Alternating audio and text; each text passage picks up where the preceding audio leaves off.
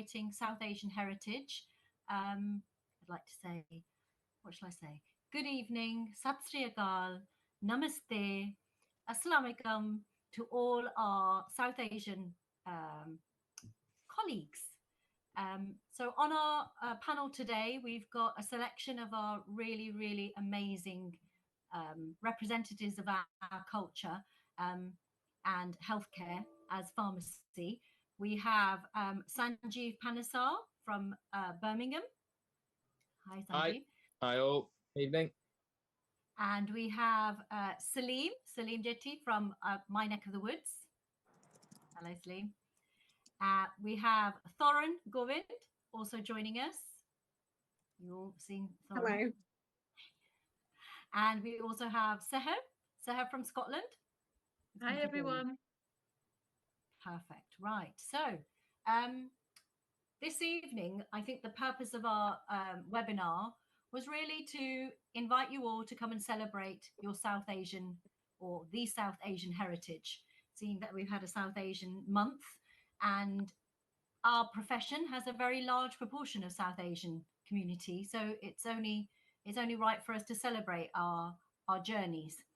So during this webinar, we'll be sharing those individual journeys that everybody's had and celebrating our uniqueness, our diversity, our cultural tapestry, I suppose, is what we've got here, and the value that it brings to our workforce and the value that it brings to our colleagues. So I'm really hoping that you all gain some empowerment from this discussion. You feel celebrated during this discussion. You feel that it's your superpower, because I definitely feel that my Asianness is my superpower. And I think listening to everybody's stories, you'll find out why they all share the same superpower as the rest of you. And you'll probably see lots of similarities amongst us in our stories that we all share today. And I think that uniqueness, but the familiarity will be really important to all of us, bearing in mind some of the current situations that have been happening. I think it's a good time to celebrate who we are and actually be proud of it. So we will be giving all of our panel members an opportunity to share their stories. I am absolutely sure a lot of you will have some questions. And if I could ask that you could savor your questions for the end, it would be absolutely amazing. You can more than welcome to add them as questions on the chat box, and we'll go through them at the right moment. And you may find that there is a sort of trend in the conversation, which is absolutely fine. I'm leaving it to you as the members and the people, the audience, to empower yourself to let it be how you want to celebrate your South Asian heritage and how you want to celebrate your colleagues. And saying that, I also think it's really amazing that we've got non-South Asian heritage members joining this to enrich or even contribute to what their experience has been for working with our communities. And that's why we're really honoured actually to have the chairman of the NPA also join us, Nick Kane, and he's hiding, but I am going to actually... Oh, you changed your shirt, Nick. Wow, that was quick. I'm impressed. Yeah, thanks for just mentioning that, Ziki. No one else do that. Thank you. Yeah, no, only I would do that to you. No, but I think it's really important that we also share the insight of our colleagues who are working with us as non-Asian colleagues, and so I will be picking on Nick occasionally, just so that he can share what he's learned and what he's how he's transformed the way he works, and I think that's really important. So to start, shall we pick on Sanjeev and ask Sanjeev to share his experience? And I think, you know, everyone, if you've got some thoughts, please share them on the chat, and we will get to them at the end and then have a nice discussion. Over to you, Sanjeev. Hi. So yeah, evening all. Thank you for joining the webinar. I'll probably just start by giving you a bit of a background on my history and how, I suppose, where I've come from and my background and culture has defined maybe me as a person, and also how I want it to be implemented into my work actually and into my communities actually going forward in a way, and what I think it can add in terms of value to our patients actually. So I'm a second generation pharmacist. I was born and raised in the UK. My parents moved to the UK. My dad moved when he was 8 years old. Um, and probably a very typical kind of just, hardworking family. And he went into pharmacy. So he set up our pharmacy business, family business. Mum worked with him from day one. So it was probably a very typical kind of affair in terms of that South Asian culture, husband and a wife working together, putting all the hours into the business. And they actually sacrificed really their life and their time with us growing up. We didn't spend much time with our parents. They were always coming home late, after 8 o'clock in the evening, doing evening deliveries for patients, and sacrificed a lot of their time with us as a family. And I think that's typical of our culture, to be honest. We put all of our life and our work and energy into the business with a view to give a head start and create opportunities for our children, which is what my parents did for us. And when we were growing up, my siblings, it was all we knew was kind of healthcare, because that's what we were exposed to. And typically that's what we all went down, that route of education as well, actually, whether that was medicine, dentistry, pharmacy. That's all we knew. And that's where I landed as well. So I kind of happened to get into pharmacy that way. No pressure from the parents in any way. But I had that desire, and I saw how they helped patients and made a difference in healthcare. And that's kind of the route that I wanted to go down as well. My father unfortunately passed away in my pre-reg year, out of the blue. So there was, again, no pressure, but I just happened to fall into the situation of having to go into the family business, try and learn the ropes as I went along. And it's been amazing what I've seen through the years, although I've never worked with my dad in the business as such, the odd few days when I was a teenager, but I've learned a lot about the reputation that he built within the community. And it's very much, it's actually not a South Asian community at all. It's the complete opposite. So, but he had a very good reputation, was often looked at as a GP, to be honest. And patients used to come to him instead of the GPs often, because they really trusted him, had a lot of faith in his advice. And he actually believed in not just allopathic medicines, not just kind of Western medicine. So even things like homeopathy, he trained as a homeopathic practitioner, and brought a lot of value to the community in that way, and treated a lot of patients who couldn't treat their ailments very effectively with traditional medicine, Western medicine, and was able to kind of really make a difference to their health that way. And I think that's one of our powers in South Asian culture, that we've got quite a broad outlook, because we've been exposed to that heritage, whether it's Ayurvedic medicine or homeopathy or anything like that. Although in Western medicine it may be looked at slightly differently, I think that sometimes we've got a bit of a broader approach to think actually there are alternative types of therapy and medicine out there that can work, and that's something that we can bring to our communities. And it's another informed decision making process that we can bring to the table for our patients. And that's something that actually I want to do going forwards in our pharmacies. Actually, it's something that I would like to offer our patients, and think a little bit more broadly outside the box, share a bit of our culture in that respect as well, and broader beliefs, I guess. So that's a little bit about me and my background. There has always been that thing that once your parents have built up the reputation, you want to make sure that is still thriving and that is strong. And again, that's possibly cultural, that there's that pressure there to keep that going. And again, it's one of those that I am putting a lot of energy and time into the business and want to make sure that it's a success. But I also think that the culture that I've been brought up to in terms of British culture, there's something that I think happens in South Asian culture, which is you put everything into the business, you sacrifice your family life, your social life. And actually, I actually think the British culture tries to balance that more in terms of social relationships, your life outside of work, your family relationships. And actually, that's something that I've learned is something I would want to rebalance in my personal life and business life. And actually, that is very important for various aspects, whether that's mental health, prioritizing your physical health.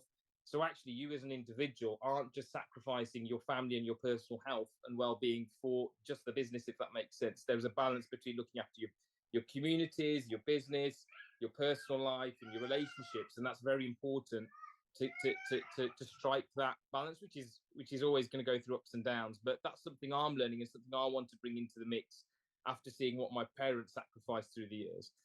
And that's it really. I think the other benefit we have as part of our heritage is I've often been back to India many times. I've seen poverty there. I've seen poor health, and that brings a sense of being grateful for what we have, but also empathy. It brings a sense of empathy that we can relate to things that we've seen from those countries that we're from originally, and we can bring that to our communities as well, and empathize with people who are maybe in poor health and maybe what we've seen, which may be worse as well. So I think it also brings that awareness and that kind of caring nature that a lot of us have actually to our businesses, to our communities, and I think that's really important for our job. So really, there's a lot of strengths that I believe that the culture brings, and I'm proud of that. And I think it's something that I want to utilize those strengths and some of those belief systems and build those into the business, to help our patients further, really. So what Suki, you said about current affairs, it is a shame that actually my parents have built up something, and I'm trying to build on that.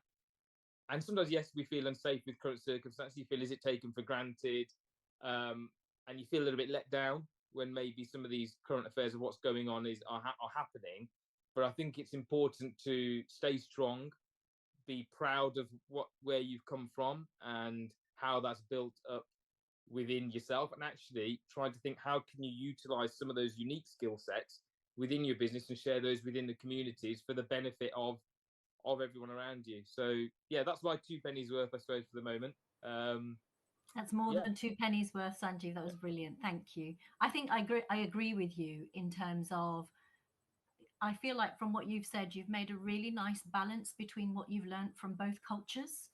Because like me, I'm also born and brought up in Britain, but I have parents from South Asian heritage.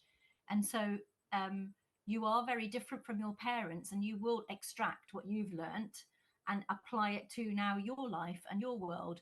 In the same way, I think my parents were probably very different from their parents. They were, in contrast, they were probably very adventurous and decided they did want to leave the country of their ancestors, and they wanted this new adventure. For whatever reason that prompted them, but they still had to have a very brave personality to be able to do that. And I think the majority of us who have parents from Indian heritage will find that their parents were really brave. And we have an essence of that we've inherited, and we shouldn't underestimate that bravery. And I think what you're doing now, trying to keep that business going and be innovative, but equally keep a balance, is based on your experience from what you saw your parents do. And I think I have 3 daughters, and I'm absolutely sure that they're watching what I'm doing, and they will think they can probably do better, and they will choose to do things different to how I've done it. And I feel like I'm the parent that your parents were. My husband and I, we both work together. We're there till late. Our children see us very little, and when they do see us, it's really important to us. So family is very important, and that's part of our heritage as well. And to be fair, I think that's one of the commonalities between all humans, is family is important to all of us. And if family is important to the South Asian heritage, I think it's equally important to every one of our patients, and that's why we can see it in them when we see them every day. And we put that as a pedestal at the paramount in terms of how we approach our patients, and probably why we're really good at healthcare in terms of that empathy that you spoke about. So no, that was more than 2 pennies worth, Sanjeev. It was really good. So thank you so much.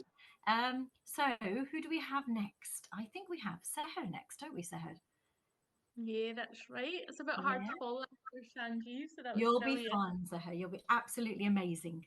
You share us what you've got. Hi everyone, my name's Seher.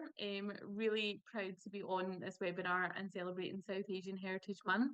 So as you can probably tell from my accent, I'm from Scotland, born and bred in Scotland.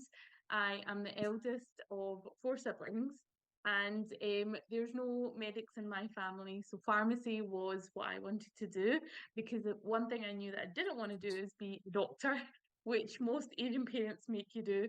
I was very fortunate my mum and dad never forced me to do anything, but what they did do was always push me because they knew I had potential, and I'm very grateful for that because I grew up always kind of lacking confidence in myself. So very grateful for my parents to push me in the right direction, and pharmacy was that.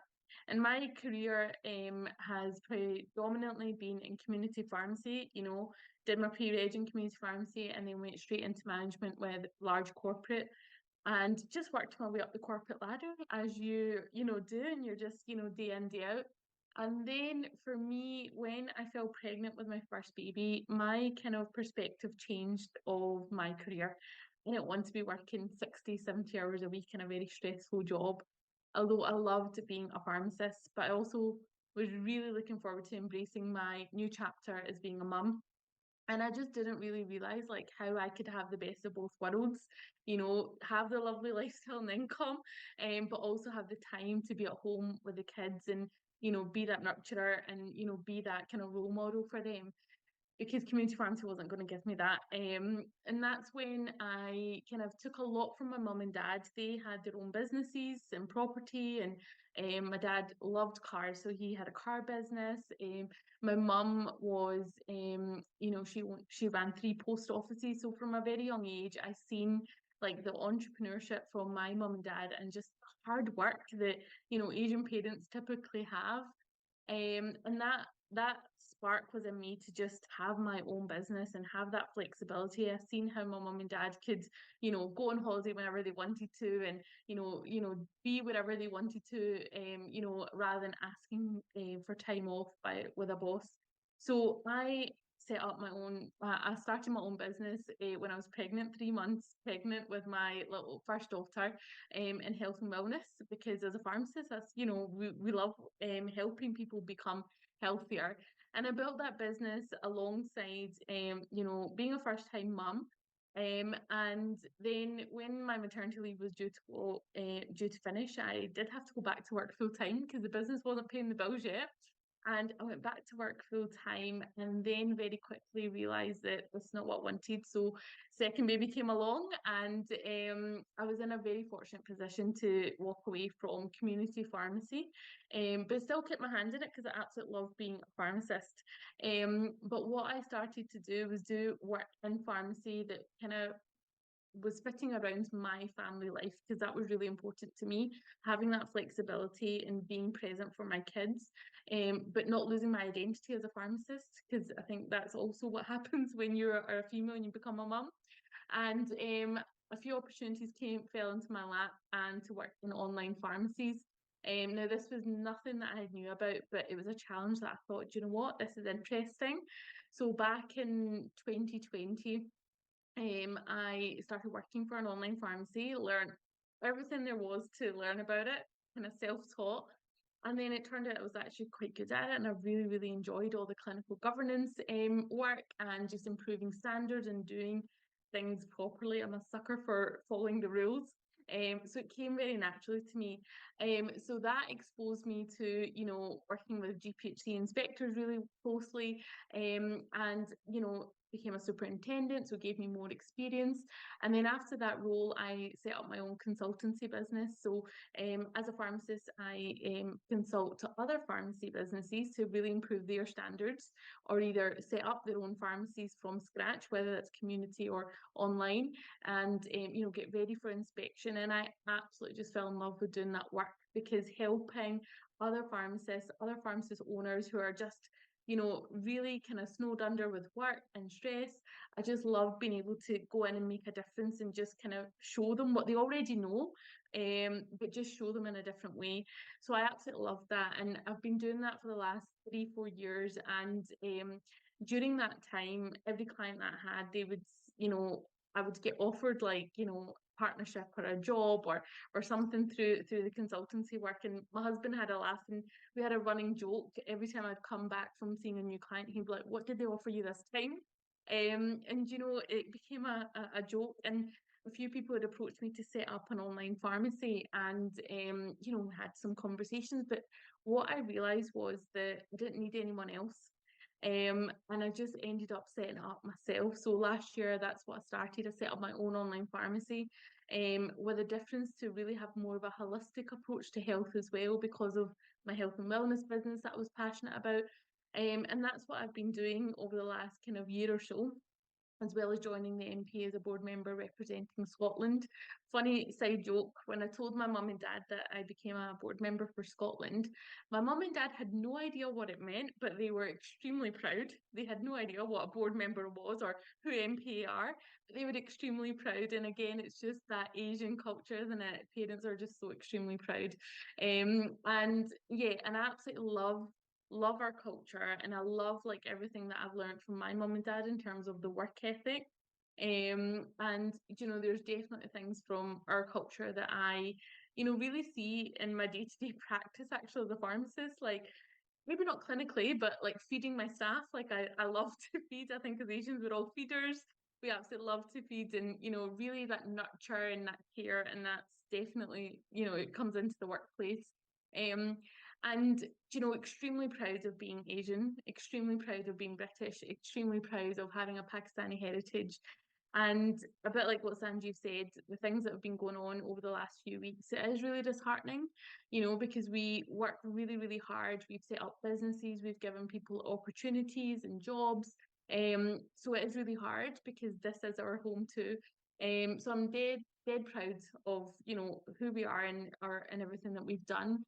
And the other thing that I'm most extremely proud being a South Asian heritage pharmacist is really being that role model for my two little girls. So they've watched me over the last 12 months building a business from scratch single-handedly while I'm still working full time, still being a mum and a wife and a daughter-in-law, all the responsibilities that we have in the Asian culture. And they've seen, you know, how hard it is. And, you know, I've missed bedtimes. I've, you know, not been there to meet their dinner and their dads had to do it.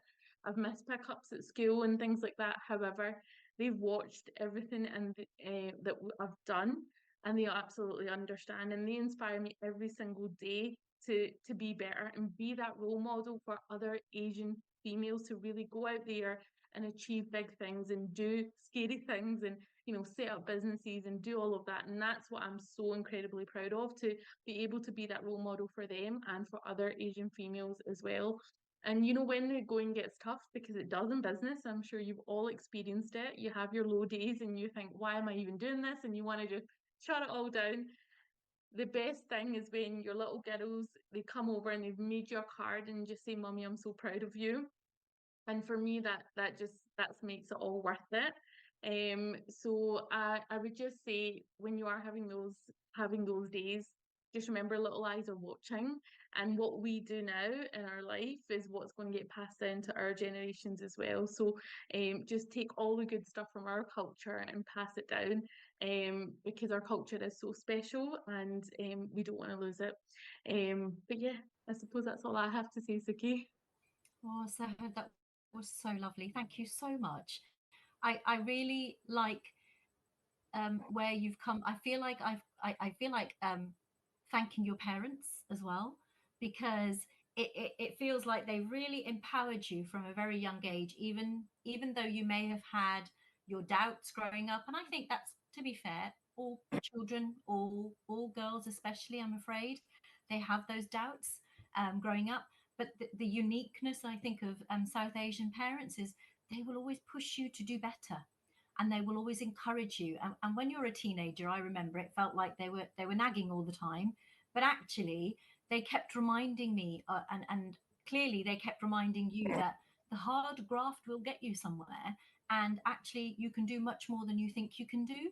And I think that's really, really, really beautiful the way that you articulated that. So thank you. And also I feel like it's really nice the way that you've embraced parenthood, and that you recognize that being a parent was really important, and you took that. And I think our South Asian heritage also does value parenting a lot.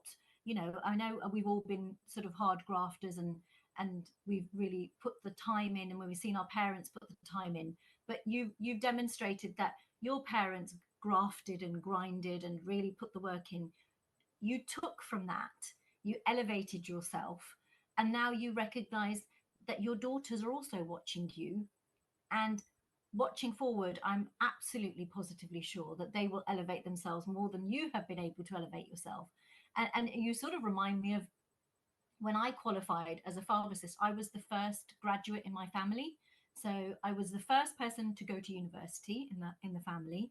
I was also the first person to do anything like sort of educational wise. My father never had the opportunity, but he was such a grafter himself that he would actually enjoy reading my pharmaceutical journal more than I would. So every time it would come home, that it would already been opened, he would have read it and he would have told me about the articles that he'd read because he was so excited that he had someone in the family, in healthcare.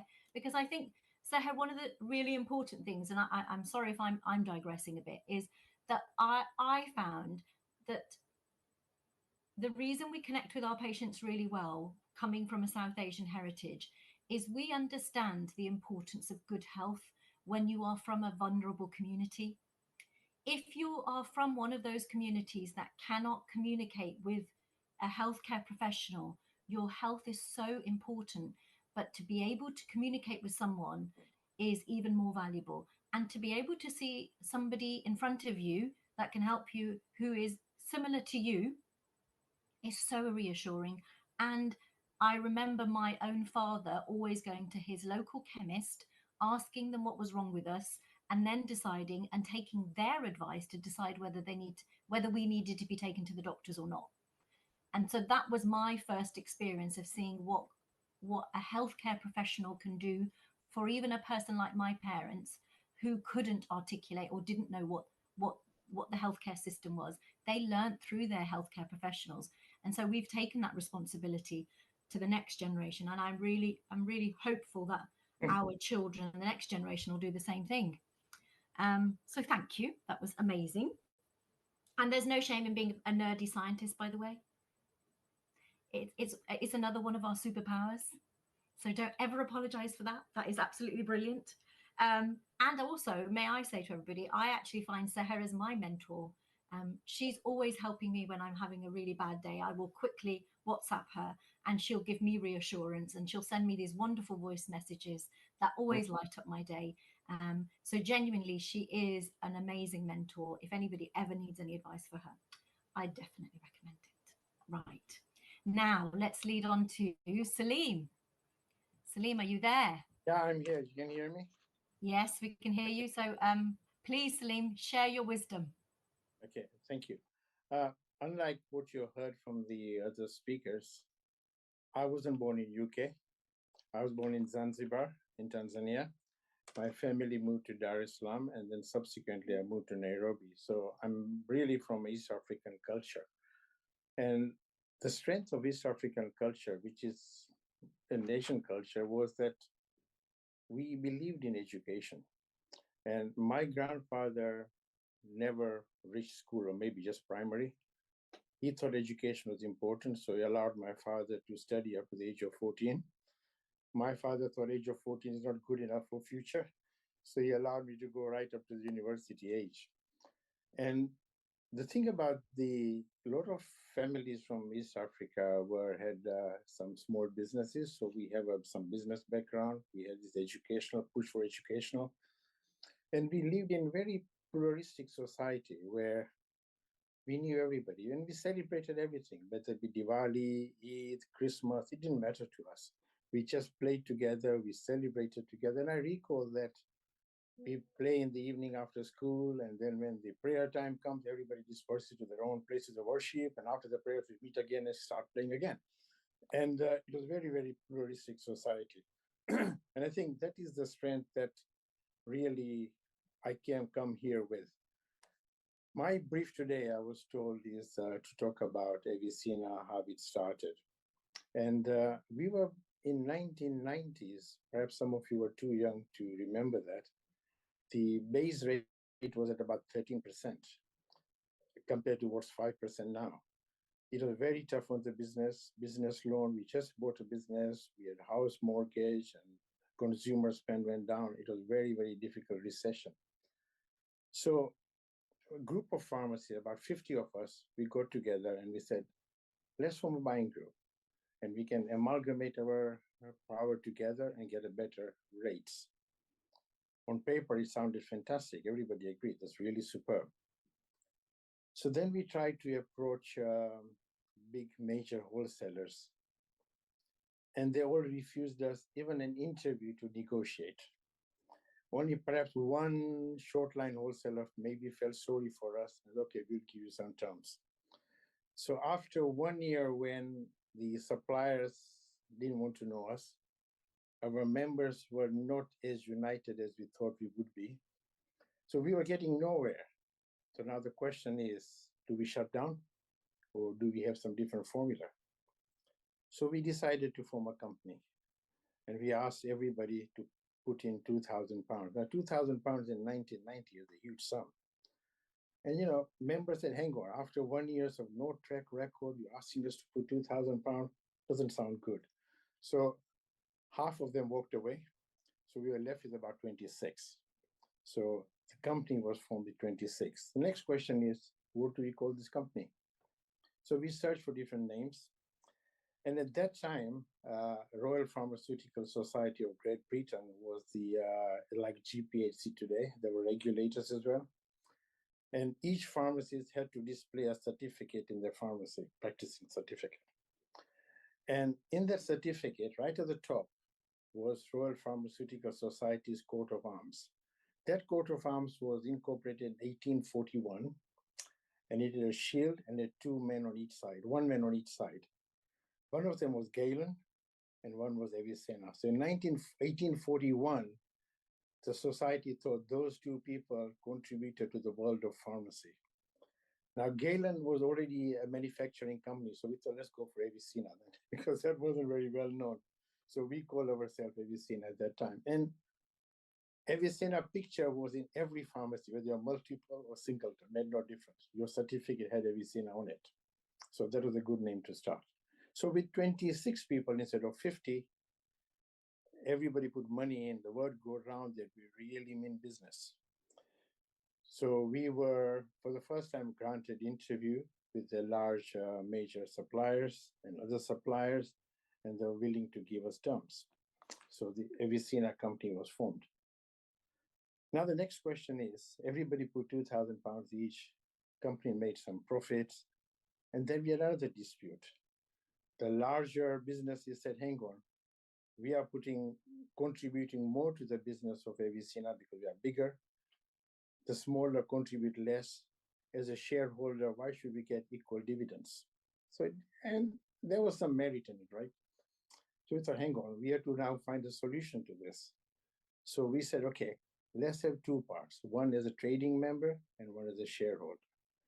So as a trading member, any purchase you do from Avicenna, you would get a proportion of rebate back. So if you're a big customer, you get a bigger rebate than if you're a smaller customer.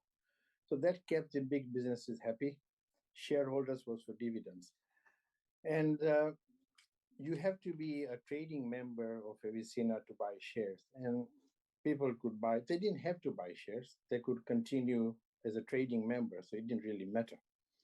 So our members from 26 gradually grew, and then grew, but I'll come to that in a minute. And they said trading is fine, but then what about supporting the members? Regulation in terms of business ideas, business development. We have to do something on that score, because buying is not necessarily the profit actually running. So we became like a virtual head office where we would support our members, people could ring us for advice, etc. So we became a buying group and our membership services virtual group, and a shareholding group as well. So we had three categories or definitions of the company. So the next step was that the company grew up from 26 and we went up to under 1,200. We had about 900 shareholders and 300 chose not to be sure, which is fine, it's up to them. And in the process of growing that company, I was CEO of that company, and we did a lot of lobbying. I've been to see ministers, I've been lobbied many people, etc. And the word got around how we could work together in a collaboration. So I was invited to many conferences, not just the pharmacy, but even non-pharmacists. I was invited to conferences in India where there were some dairy farmers and there were shoemakers and a bakery. and hoteliers, etc., to explain to them how you can all work together in collaboration because unity is strength. So, so the model of Avicenna collaboration was scalable. And then we came to the next question is after 25 years or so, people said, okay, we have this share certificate, we bought more shares, but that paper has no value. You can't trade it. We needed an exit strategy. So, with about 900 shareholders to find exit strategy, how can they sell the shares? So we approached some stockbrokers and said, can we list the company in Ames market or some other lower market? And they said, we're too small. Because what we did in the course, the company's profit, we started to buy pharmacy. So we had bought 22 pharmacy at that time. And the stock market felt we are too small, we need about 100 plus. And that would take us a long time to build 100. So the next question is to sell the business because stock market wasn't an option. So we put the company for sale. It's not that we are doing badly, it's just that after 25 years, people needed to realize some share value or exit strategy. So we put the company into the business and both nationally and internationally. And one company called Juno Health felt their model. Juno Health was a private equity company. They had 22 pharmacies like we had. And overnight, they would double their stock to 44. And they would inherit all our membership services, or regulatory and everything else. So we sold the company for 20 million pounds. And all the shareholders were paid off. And I'm no longer a shareholder of the new company. And the Juno Health, they liked the Avicenna heritage, our brand name. So they choose our name and disbanded their own name. So we became still Avicenna as such. So Juno started to expand. My role is more of mentor advisory. I don't sit on the main board. I don't have any shares. I work a couple of days for the company on whatever they feel they want me to look at. I work 1 or 2 days in my own pharmacy. I got still one single pharmacy in South London.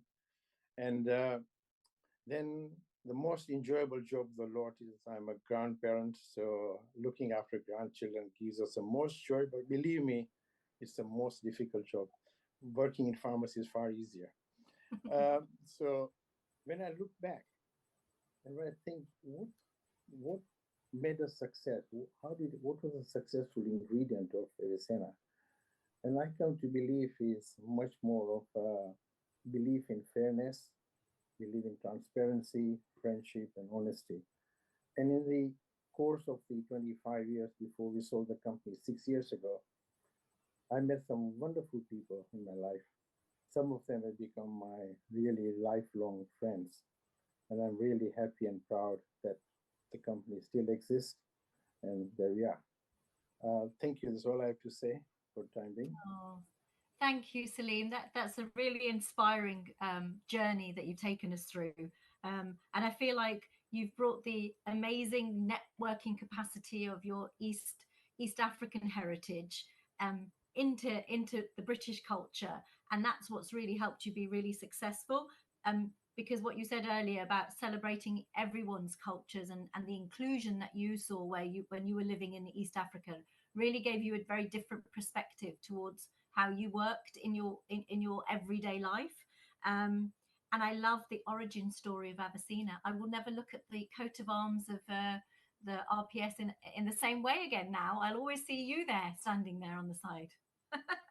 And I feel like also people invested in people from what you showed them, and that's a really important skill set to have, and then also something I think the South Asian culture values a lot. We value our network, we value our people, our communities, and Salim, you it shows that you successfully brought that all together. You brought the whole communities of pharmacies together and created something completely new, and albeit very brave, because you did something that no one else had done and thought of. So thank you for that. That was really, really inspiring. So I told you had some wise words to share. I think finally we have Thorin. to come and enlighten us and share her experiences. Evening, Farah. Thank you, and thanks for having me along. Obviously, I'm not an NPA board member, but I'm very grateful to be here and speaking to you today. So yeah, I'm Thoran Govind. I'm a solicitor, I'm a pharmacist, and I'm a TV health expert.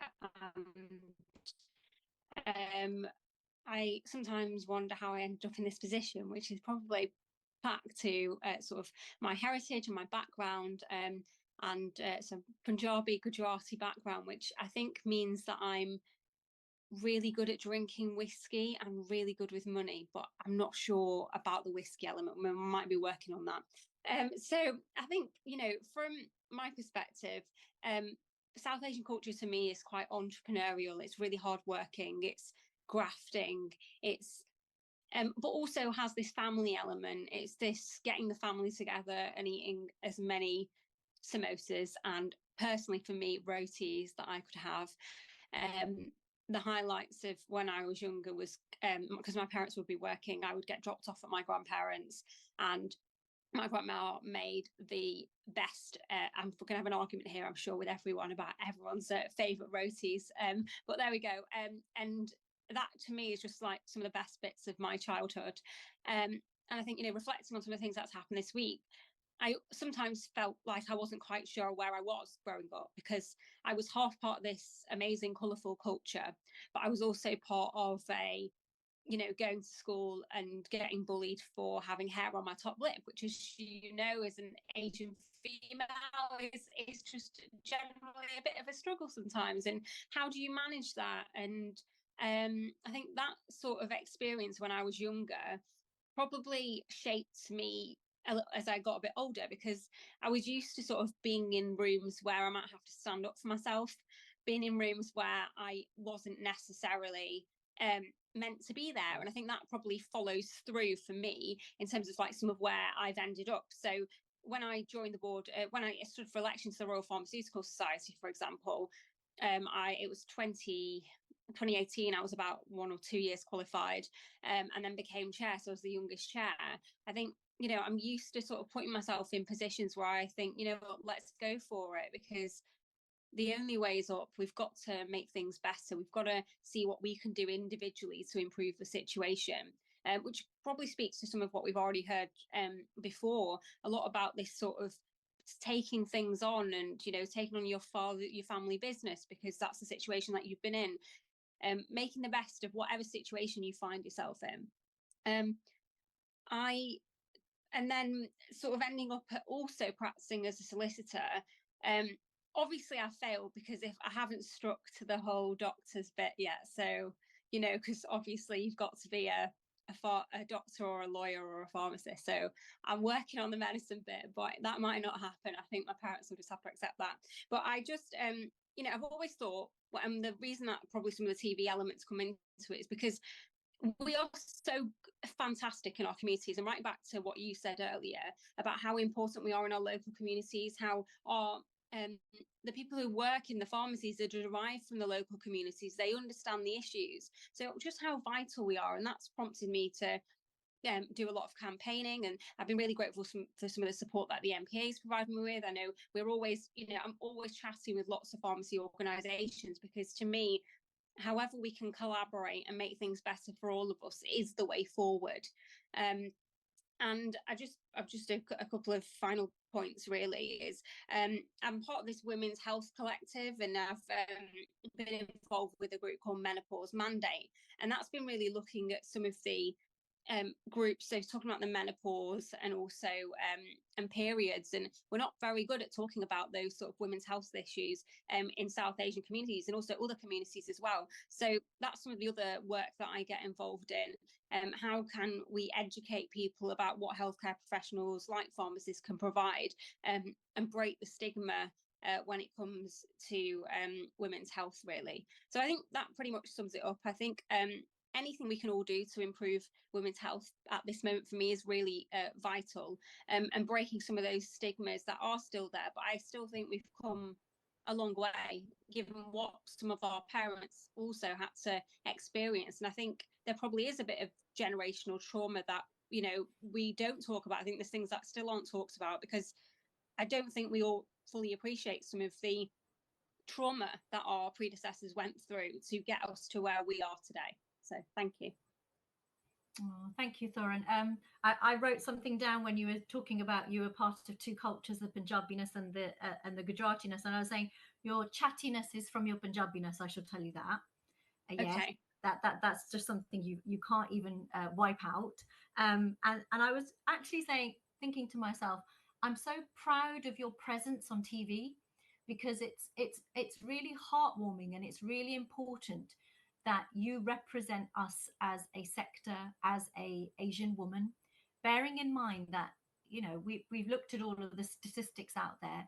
The South Asian heritage people, we represent a large proportion of healthcare professionals, and it's only right for you to be out there representing us on TV so that everybody can see the contribution that we make to the healthcare profession. So I'd like to thank you on all of our behalf that you actually do that, and you are brave enough to come up on TV and talk, because it you know, people can be asked, but not everyone will say yes. And that ability of yours to just take it and just go with it, and be in places where you think you aren't expected to be, is really important. And you know, it's good for my daughters to see you do that. And I reflect back on what you were saying about the collective trauma of our parents. I remember my mother and father really struggling, and I remember actually um, joining the street where we lived, where we were the first Asians to move to that street. And then when we woke up in the morning, someone had poured petrol around our front door. And I came outside and we had police waiting outside. And I was thinking, what's going on? And my father just wiped it off as if it was nothing happening. And it was only years later when he explained what had actually happened that I was amazed that he dealt with it so calmly, and that we lived in that same street. We became part of that culture, so much so that I admire his bravery, that he even became the mayor of that town, the same town where I felt that he must have felt unsafe. And he was elected the mayor twice. And he always used to say that there aren't enough Asians in our town to have just elected me for the mayor. It has to be everybody in that town that believes in me in order to elect me. And that's despite what my color of my skin is, because they see me for who I am. And I think you coming on that platform is also a sort of an enactment of you're just saying, here I am. And Celine saying, here we are, this is what we do. And Seher saying, this is what I want for myself, this is how I'm going to do it. And Sanjay taking up on that post of taking the responsibility. All of our traits have been inherited from an amazing culture. And I think I'm really, really thankful for all of you for sort of sharing that. And there was one little note that I saw in the chat box, and I think it's Shilpa. Shilpa shared something that did make me laugh, about parents asking about your grades at school and maths tests. And I absolutely guarantee all of you have had this experience. And I'm just going to read it out. And Shilpa, I'm so sorry if I'm going to embarrass you now, but it's really lovely hearing all these stories and journeys. I can resonate with so many of these. Thank you all for sharing. We still tease my parents about them asking what happened to the 2% when we got 98% in our maths. And actually, oh my gosh, I thought it was just my parents, but clearly it was all of our parents. So it's really, really nice that we can all share these journeys that we've come on to get here. And I hope that even our listeners have managed to see us in a very different light, or even a familiar light, if nothing else, and recognize that our superpowers are our heritage, and that they enrich the environments that we come in. It enriches the people that we work with. It enriches our non-South Asian colleagues, because everyone learns from each other, and our diversity makes us stronger. And that we can empathize because we've been familiar. We remember being the other, perhaps as young children or as young adults. And so we remember that otherness feeling shouldn't be underestimated and shouldn't be ignored. And I hope that whenever we see our patients, we are actually engaging with them, and making sure that that otherness is celebrated, and not dismissed. So thank you very much to everyone. I have opened the chat, but we didn't have as many questions unless you're all very shy. It would be wonderful if someone had some questions to ask, or if they wanted to pick our brains about our journeys. So I'm just going to ask. I've got a question, Suki. Yes, please. If that's Hello, okay. Paul. I'm Paul. I'm the Chief Executive of the NPA. I know you know that, but just in case anyone on the call didn't know that, I thought I would just say that. So thank you so much, all of you, for your amazing stories.